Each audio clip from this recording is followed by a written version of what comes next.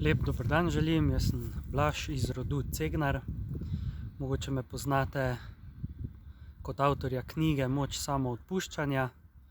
mogoče pa še ne. V vsakem primeru vam priporočam, da si knjigo sposodite ali pa kupite in jo preberete, da boste vedeli, kakšnih orodij se lahko poslužujete za odpravo vseh svojih miselnih in čustvenih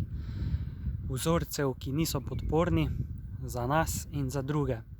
Ker to je tudi nekaj, kar sam počnem in vidim kot nujno aktivnost vsakega posameznika, zato da lahko smo uspešni osebno in pa tudi, da delujemo za korist vseh ljudi in vsega življenja nasploh. Danes pa bi v tem videu rad malo govoril na temo osnovne odgovornosti oziroma soodgovornosti, ali pa bi lahko rekli družbene odgovornosti, kajti že samo pri osebni odgovornosti se nam ljudem večinoma zatakne, v smislu, da nismo odgovorni za lastna dejanja, za čustva, za misli, kar pomeni, da se obnašamo večkrat sebično, neprimerno in neskladno z načelom, zlatim načelom, ki je najboljši za vse življenje in ki se glasi: upoštevamo in obravnavamo druge tako, kot bi hoteli biti sami na njihovem mestu. Torej, da dosežemo sploh neko osnovno mero odgovornosti, samoodgovornosti, moramo najprej biti do sebe samoodkriti in oceniti svoje lastne misli, reakcije, dejanja, aktivnosti, ki jih izvajamo, in se vprašati, ali izvajamo mi to zgolj in samo za svojo korist, na račun in v škodo drugih, ali delujemo v življenju skladno z načelom, ki je najboljši za vse življenje. In če že pri tem osnovnem vprašanju ugotovimo, da nismo skladni s tem zlatim načelom, potem je že to osnovni problem, ki ga imamo, zato ker si bomo v življenju nakopali več slabih posledic kot koristnih, in zato moramo se najprej uskladiti s tem načelom oziroma vsaj začeti usklajevati s tem načelom, ker je to proces, ki traja, zato ker moramo svoje navade preobraziti, svoj pristop k stvarem, svoj način razmišljanja, in na tak način potem posledično sčasoma postanemo zaupanja vreden človek, ki deluje na način, ki je koristen za vse, in tako ne povzročamo nekih negativnih posledic, ki so slabe za druge. Ker to ni sprejemljivo. Zakaj ne? Zato ker če tako delujemo sebično v življenju, bomo slej ko prej ustvarili posledice, ki bojo tudi za nas slabe, ker se bojo stvari vrnile k nam kot bumerang in bomo mogli pretrpeti posledice, ki smo jih ustvarili s svojim sebičnim ravnanjem. In recimo lahko dam en konkreten primer, kako sem jaz se usmeril ven iz egoizma in čustvenih reakcij in se začel ravnati v skladu z načelom, kar je najboljše za vse. Konkretno recimo tu, kjer živim, je ena cesta, ki pelje do sosedov in je zelo blizu hiše, samo kakšen meter ali dva stran, in ta cesta se je počasi tako razširila, zato ker se po tej cesti vozijo tudi kamioni, ki se včasih niso, in na eni strani ceste je taka polmetrska meja in se tja ne da širiti ceste, na stran k naši hiši, kjer pa ni meje, pa se da. In zato se je cesta počasi širila k naši hiši in so ljudje začeli voziti, ko so zavijali not v križišču na to cesto, so začeli voziti prek naše trate pred hišo in tako naprej. In se seveda nekje je treba postaviti mejo, in reči, do sem je cesta, naprej pa se ne sme voziti. In ker ni nobenega rudnika, ker je ta cesta trenutno še makadamska, sem se jaz odločil najprej, brez da bi šel do soseda sploh, da bom postavil tam take količke, in da se bo pač ne bo vozil več naprej po trati. In ko sem jaz to naredil, seveda je potem prišlo do težave, da ti kamioni, ki se včasih vozijo tu, niso mogli tako enostavno zavijati, že zdaj je težavno. In je potem pač enkrat sosed od jeze te količke zmetal ven na trato in seveda to že je bila posledica tega mojega ravnanja, da nisem že, preden sem to naredil, šel do soseda in se z njim pogovoril glede tega, kako bi lahko to težavo rešil. In potem sem sprevidel, da sem v bistvu naredil, da sem se napačno lotil zadeve, iz neke egoistične težnje, gledal sem samo na svojo korist, torej da bom preprečil drugim se voziti naprej po trati, tam kjer ni ceste, ampak nisem upošteval vseh ostalih stvari, konkretno, da je pač včasih se do soseda mora pripeljati kak kamion in takrat je ta cesta malo preozka in se zelo težko not zavija. Tako da ni najbolj ustrezna rešitev to, da se samo enostransko zabije količke. No in potem sem seveda videl, da moram drugače pristopiti k stvari, da se moram pogovoriti s sosedom in sem pol tudi to naredil. Seveda najprej je bilo to tako, da je sosed stopil do mene in se je začel razburjati, ker je tudi sam nekako se počutil ogroženega ali pa nerazumljenega, in se mu je zdelo to nesmiselno, kar je tudi po neki strani je bilo, ti količki. Tako da sem potem, on je stopil do mene in se začel tako zelo glasno razburjati, dreti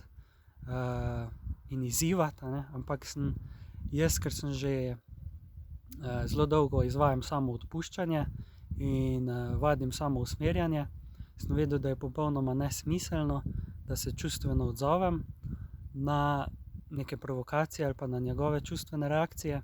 in sem pač mirno ga poslušal in potem na koncu smeril mirno lepo povedal, da nimam namena, nisem imel namena ustvarjati problemov in da predlagam, da se pogovorimo, da pridem enkrat k njemu in da vidimo, kako lahko rešimo ta problem, da se pač cesta razširi, da se drugače rešijo stvari, in sem pol tudi tako naredil. In to je en praktičen primer, kako sem jaz z pač že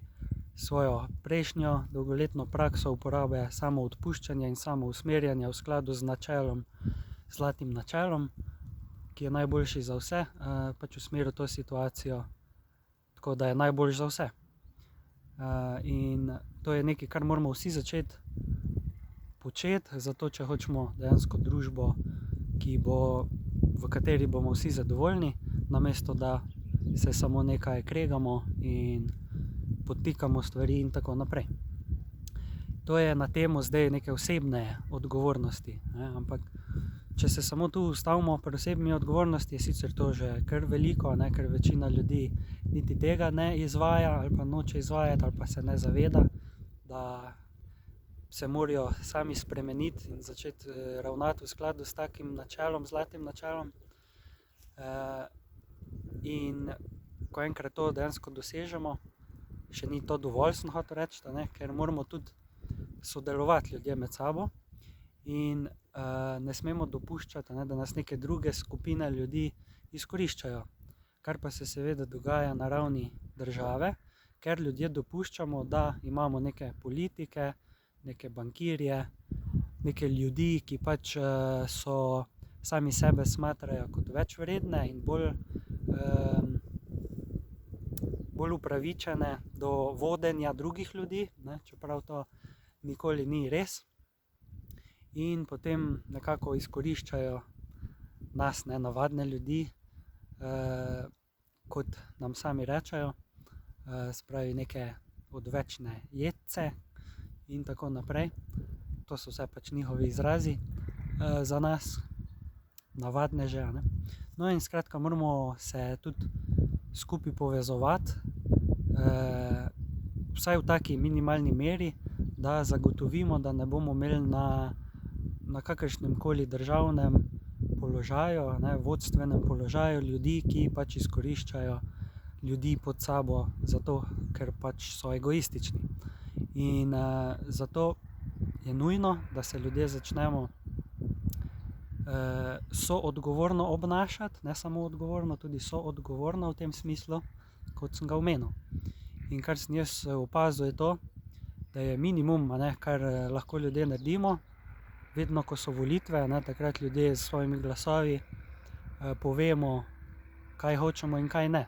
In težava glavna trenutno je ta, da ljudje s svojimi glasovi vedno volimo večinoma iste face, iste ljudi, ki so vsi med sabo zmenjeni dejansko, da pač ne glede na to, kdo zmaga, ali so to levi ali desni ali kao sredinski, vedno še naprej njihovi strici iz ozadja, ki jih usmerjajo, potem bogatijo na naš račun. In to ni dopustno in ni sprejemljivo. In kar lahko mi storimo, osnovna stvar je ta, da recimo nekdo ali pa veliko ljudi nima časa, da bi se posebej zanimali za politiko, ali pa trenutno nimajo volje za to in nimajo recimo časa, da bi se pozanimali o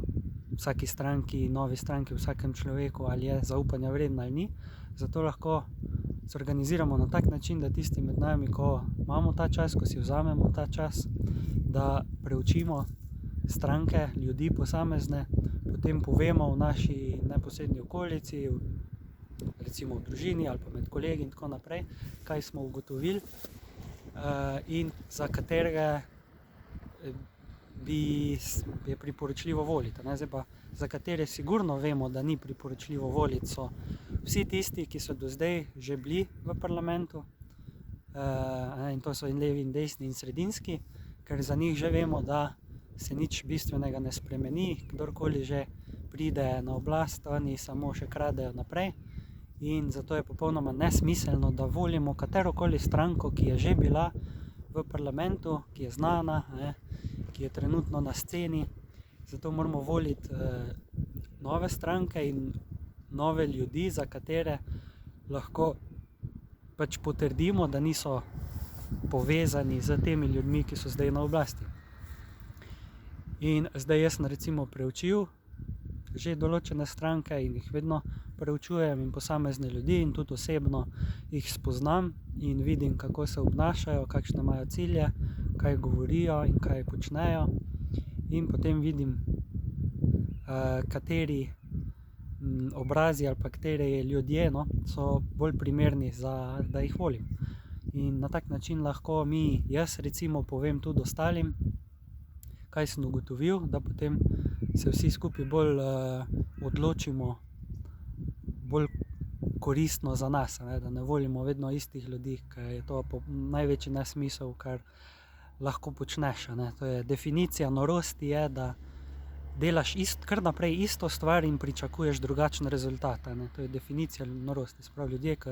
vedno volijo isto stranko, pa pričakujejo drugačen rezultat, to je definicija norosti. In je to popolnoma nesmiselno. Ok, to bi bilo to za moj vlog, ki po dolgem času sem posnel spet en vlog, kot vidite v mojem novem okolju, domačem. Tako da, hvala za poslušanje in se slišimo naslednjič v naslednjem videu. Lep pozdrav!